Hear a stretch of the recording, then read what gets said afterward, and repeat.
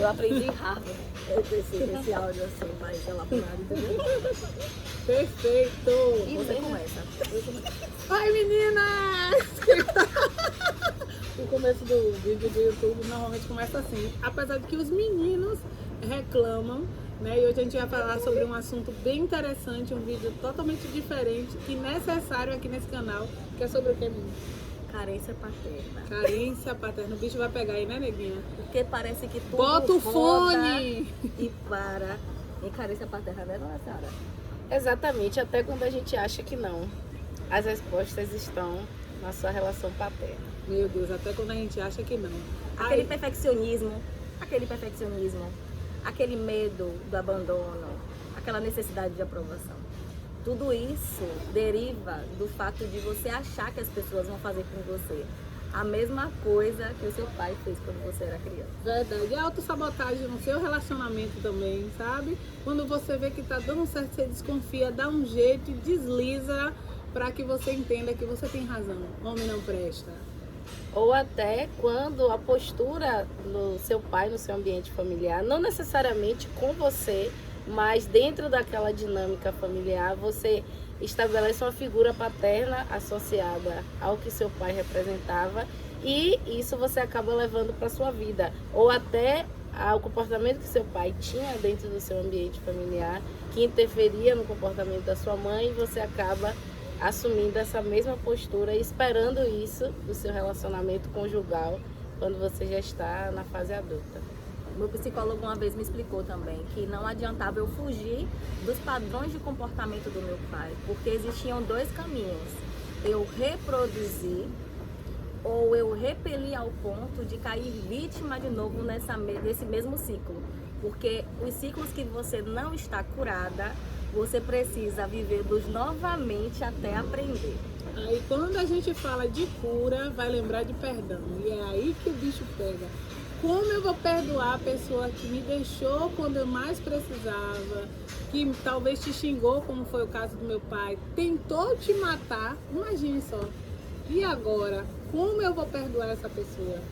Não, engraçado é que quando chega nessa hora, que Ana fala dessas coisas, eu vejo que o mínimo de não conviver com meu pai não foi nada diante da realidade que muitas meninas vivem, né?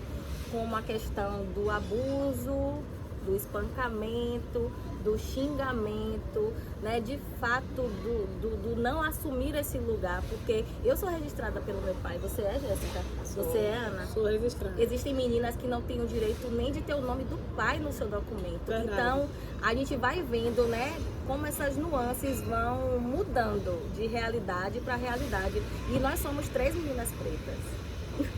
Exatamente. E quando Ana, sempre Ana é a pessoa que aborda essa questão do perdão e me toca profundamente porque quando ela traz essa provocação, ela sempre fala o que seu pai não teve e você espera que ele te dê.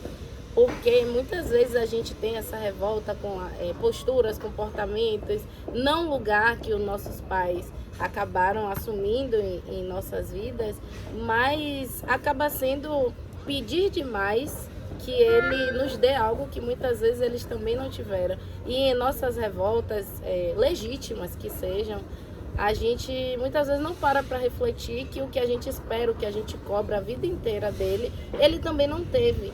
Então, quando a gente assume essa postura de perdão e de tentar sanar essas feridas, até para o nosso próprio bem, perpassando também por esse lugar de compreender que nosso pai foi filho e muitas vezes sofreu o que hoje a gente também reclama deles. E viveu numa era muito mais difícil do que a nossa, né? Porque eu sempre digo, você não é melhor do que seu pai e sua mãe. Você vive numa era muito melhor de facilidade. Hoje a gente tem mais informação, hoje a gente tem internet. Hoje você está tendo a oportunidade de ouvir essa conversa aqui no canal, o que vai facilitar a sua vida e te trazer um novo entendimento, né, que é importante para a sua jornada. E muitas vezes os seus familiares, que muitos de vocês que estão aí nos assistindo nem tem ideia de como foi o processo da infância do seu pai, por exemplo. Às vezes você, talvez com esse vídeo você pare e realmente deixa eu entender como foi a vida do meu pai. E aí muita coisa vai fazer sentido. Eu dizer assim, meu pai me espancava, tentou me matar, isso justifica? Não. Mas você vai explicar muita coisa que ele faz com você, por exemplo. Deixa eu só aproveitar aqui. E olhar Harvard tá gritando aqui. Eu acho que a gente precisa. Porque tá sobrando espaço do meu lado. Não era Venha mais pra cá, Ana. Venha mais pra cá. Que a gente fica aqui. E pontuando que nós perdoamos os nossos pais, né? A gente não consegue apagar o que aconteceu, mas a gente perdoou. E é dessa forma que o meu caso, né? Eu consigo ter uma convivência tranquila com meu pai desde sempre. Eu nunca briguei com meu pai, né? Eu briguei por causa de Bolsonaro. Tá vendo? Olha só, foram 30 anos. E não brigue porque ela falou esse nome, e não viu? faça Pelo isso. amor de Deus. Né? Eu digo assim, ó, e não brigue com os pais de você por causa disso, mas assim, nunca foi uma questão pra mim. A minha mãe nunca falou mal do meu pai, a minha mãe nunca manchou a imagem do meu pai pra mim. E eu acho que é por isso que a gente sempre conseguiu ter uma relação muito amorosa, né? Saudável teríamos se tivéssemos convivência muito maior, né? Mas eu entendo que o que ele passou pra mim quanto paternidade, né? Do dar o que é o caro, né? Do dar o presente, do dar o primeiro celular, do dar a primeira bicicleta, foi o que ele aprendeu com o pai dele. Ele não aprendeu sobre o levar na escola, sobre o afeto, sobre o carinho, sobre o conversar sobre determinados assuntos. Então eu não poderia cobrar isso do meu pai. E minha vivência é semelhante nessa perspectiva da de Mini, porque meu pai eu sempre tive o pai presente fisicamente, e ele é esse pai de dar presentes, até porque ele vem de um cenário de escassez. Então a linguagem dele de amor é dar coisas, dar presente, mesmo que em diversos outros momentos ele fosse ausente com as minhas demandas enquanto filha, e que eu até hoje, né, tenho uma convivência com meu pai. Ele não me traz a proteção que eu esperaria dele, não me traz palavras que eu gostaria que ele dissesse. Meu pai viveu num ambiente de conflito familiar, então a visão que ele tem de um ambiente familiar é de conflito, e isso me choca até hoje, porque o que eu almejava de uma relação familiar era de muito mais afeto, acolhimento, cuidado, e não conflito que muitas vezes ele mesmo provoca nas relações, em que pese ele seja a pessoa que vai dar. Então, meu pai é a pessoa que, ao mesmo tempo em que ele não vai para uma apresentação de escola, se eu procurar na memória, acho que uma vez ele foi, ele não ia para apresentação, ele não falava palavras de carinho, afeto, conforto, não falava, mas ao mesmo tempo ele comprava um presente caro ou fazia o maior esforço para dar algo, e sem remorso algum, 10 minutos depois ele ia falar algo extremamente ofensivo ou que fosse me machucar, como se nada tivesse acontecendo. Então ele tem essa tranquilidade de atravessar por situações sem nenhum remorso, sem nenhuma culpa, sem se sentir responsável por algo, porque na cabeça dele era o dar, que ele era o papel dele de pai. É engraçado que me lembra a sua fala sobre a autossabotagem. Como ele entende que o ambiente familiar é o de conflito, então se esses conflitos não partem de vocês, eu mesmo crio. Verdade. Desde que eu mesma destruo essa... Você falou e eu pensei exatamente nisso. O meu ambiente, né, meu pai, ele era muito bom para as pessoas externas, família zero.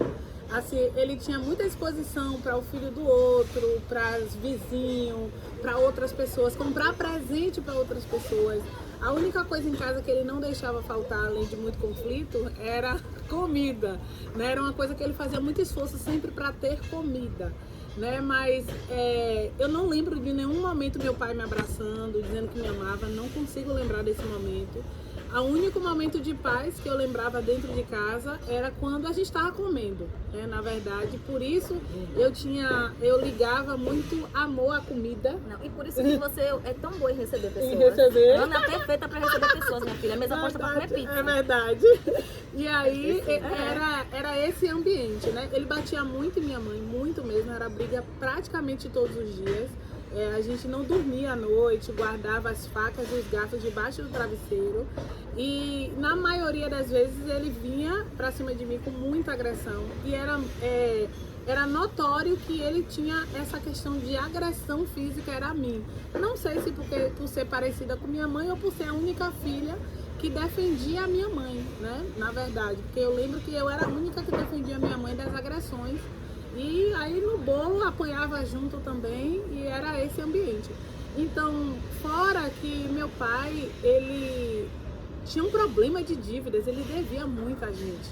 Muita gente vinha cobrar a gente, muita gente vinha com agressão e às vezes olhava pra gente e dizia, por causa das crianças eu não vou fazer isso e isso com você. Então era o ambiente que eu lembrava.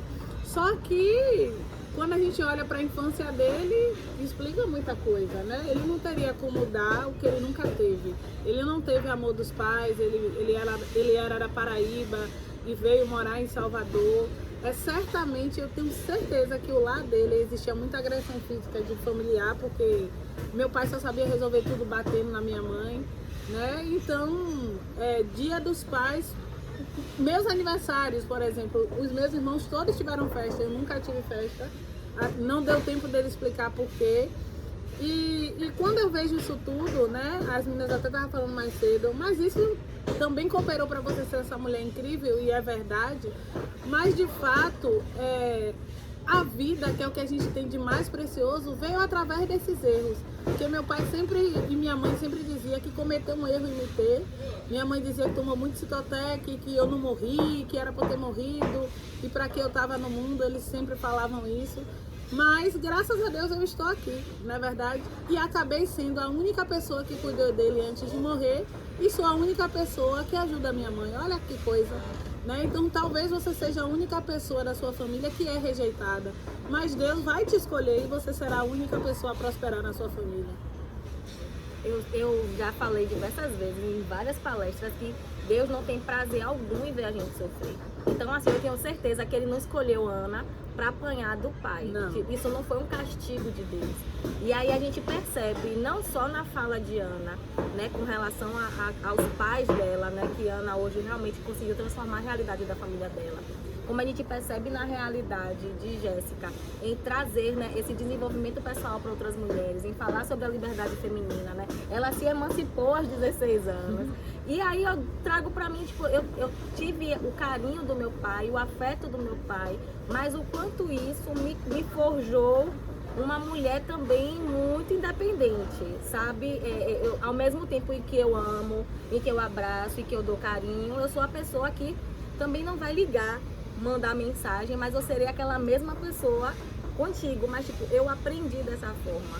E aí, dos pontos positivos que a gente vai trazendo, essa pauta da liberdade, né, do desenvolvimento do seu negócio, para que você tenha liberdade financeira, veio da minha necessidade de liberdade também.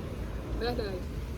E outro detalhe importante, quando a gente se pega assim dizendo amar, mas eu não amo meu pai. Tem gente que tá depressivo por causa disso. Eu não amo meu pai.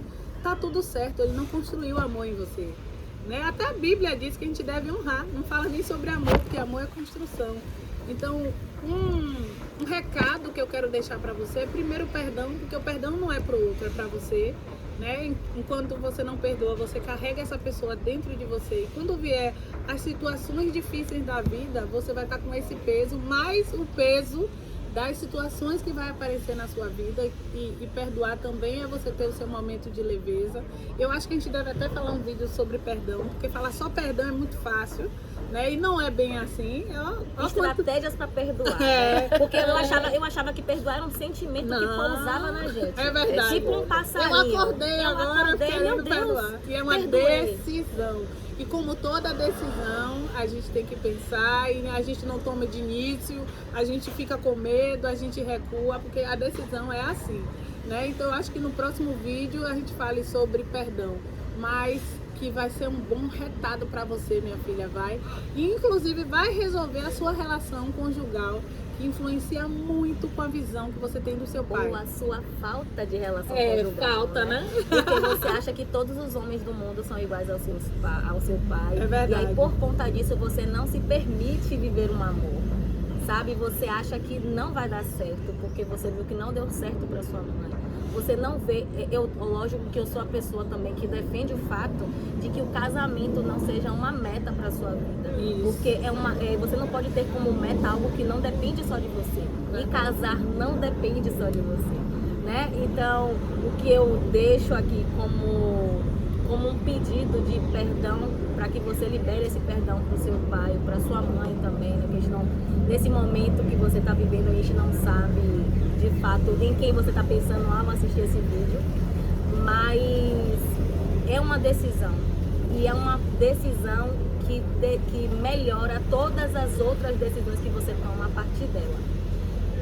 Eu não posso dizer que eu decidi perdoar o meu pai agora adulta, porque eu já não tinha remorso. O que eu fiz enquanto adulta foi pontuar quais das minhas carências paternas afetavam a minha vida física, emocional, profissional e financeira, para ir curando dentro de mim aquilo que me ligava ao meu pai de forma negativa, né? Torno a falar, eu amo meu pai, temos uma relação muito boa. E essa fala de Minnie faz muito sentido para mim, e eu associo também a processo. Não é do nada, não vai ser amanhã que você vai acordar e vai ter esquecido todos os momentos em que essa sua carência paterna ou até as feridas que você eventualmente carrega com você vão estar cicatrizadas. Mas como eu também continuo convivendo e tendo uma relação amistosa, na medida do possível, com meu pai, todos os dias eu me esforço para que a gente tenha uma relação melhor dentro do que ele pode me oferecer, porque cada vez mais eu não quero enquadrá-lo no modelo paterno que eu esperava que um dia que eu tivesse, ou que a gente pudesse construir numa relação. Mas cada vez mais eu me forço a aceitar o que para ele é confortável, até como forma de me proteger e não criar expectativas que novamente vão abrir outras feridas. Então, o que eu te recomendo, te peço, é que você tente a cada dia construir uma relação de forma que seja leve para ambas as partes e que você não continue abrindo novas feridas e forçando a construir uma relação que muitas vezes não vai chegar, infelizmente, e que ao mesmo tempo você se permita encontrar sua verdadeira identidade, porque hoje eu percebo o quanto essa relação paterna interferia em meus comportamentos, ou na Jéssica que eu achava que eu era o que eu deveria ser.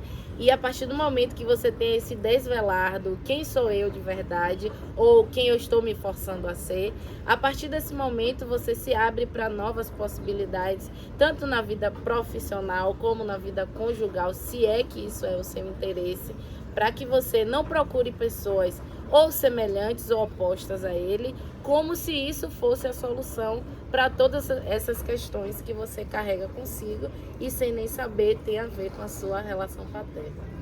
E o quanto isso mexe com a gente, porque de fato, assim como o seu celular, né, tem um manual próprio para que a gente saiba, né, como mexer nele, nós, enquanto filhos de um pai e uma mãe, estamos sempre buscando neles forma de nos entender como nós funcionamos. E eu digo que o sucesso de uma terapia, né, o sucesso da psicologia, né, de você ter um acompanhamento psicológico, é você perdoar os seus pais, respeitando o que eles fizeram e de fato amá-los, independente do que ele ofereceu, porque de fato eles deram o que era o melhor possível. Acredite, eu não... quando a gente sempre diz, exceto a história de Ana, nesse caso, porque assim, a gente não, eu não tinha perto de mim nenhum caso de pais ou mães que queriam de fato ferir uma criança. Então, pra mim, ouvir a história de Ana foi tipo assim, como Jéssica falou, atravessa a gente, né, de uma forma diferente. E outra coisa também é aceite, né, os seus pais exatamente do jeito que eles são, né? Porque você aí também, a gente está falando de carência paterna, mas você talvez não tenha essa carência, mas não valoriza o pai e a mãe foda que tem aí do seu lado, né? Por uma revolta que você nem sabe qual é. E talvez esse pai e essa mãe aí esteja vivendo algo reverso, sendo ferido por você, que é um filho saudável, criado, né, que recebe presentes, carinho e amor, porém não sabe valorizar o que você tem do seu lado. Então, eu não sei qual tipo de pai ou mãe que você tem, mas escreve aqui no comentário, abre o teu coração aqui no comentário desse vídeo, que eu tenho certeza que uma de nós três vai entender o que a gente vai ler aqui no comentário. Obrigada por estar com a gente aqui até o final, né? Assim, esse vídeo foi aleatório, eu espero que ajude alguém. A gente não combinou. Ai, eu queria fazer depois do almoço. Depois do almoço. E eu queria fazer até um contraponto antes de Ana encerrar. Porque Ana pontuou aí que às vezes você tem um pai e não valoriza. Mas até os nossos pais, eu acredito que eles contribuíram de forma assim enorme para as condições que eles tinham. Então, às vezes você tem, de fato, coisas para pontuar dos seus pais, mas ele não foi de todo desastroso com as condições que ele tinha. Procure também perceber todos os pontos positivos que ele trouxe para sua formação. Pai, mesmo, ele veio de uma origem familiar muito humilde, de passar muita necessidade. A história dele é inspiradora, como a história de Ana. Se você for olhar as condições que a pessoa vivia, porque graças a Deus eu já nasci num outro ambiente, numa outra condição financeira, mas meu pai veio de uma condição financeira muito humilde, de muita privação.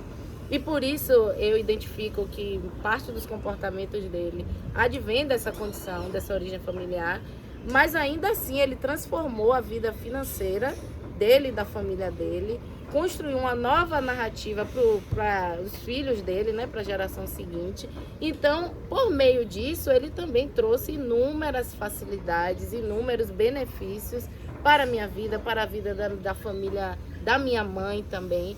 Então, o que eu pontuo de carência paterna, das lacunas que ele deixou na minha formação, também não apagam todo o esforço que ele teve para construir a própria carreira e até mudar a narrativa da minha família como um todo. E isso também é de se reconhecer, para que a gente também não visualize só os pontos negativos da nossa relação paterna. Existem pontos positivos, mas os negativos que a gente também aprenda a se curar e tratar essas lacunas. E você que não teve nem a chance de ver, ouvir ou saber quem é seu pai, entenda também que não é fácil, a gente entende isso, mas que você tem um pai maior, que é Deus, que te protege, te livra, te guarda de todo mal e com certeza não vai te abandonar nem por um segundo.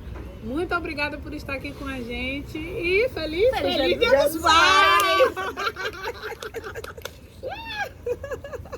É mole, gente. Conseguimos falar sem chorar. Qual foi? Não, teve uma hora que eu titubei aqui, mas consegui. Engoli. Eu senti aqui, ó. Aquela hora, abraça ou não abraça? Não, se eu abraçar, ela vai chorar, eu vou chorar. Eu engoli aqui, mas foi importante. Foi. Eu acho que esse vídeo foi melhor pra vocês até do que o pessoal. Pra nós, na verdade. Porque é sempre assim, né? Falando pra vocês e repetindo pra gente. É verdade. É verdade. Então. Meu Deus. Que coisa, não?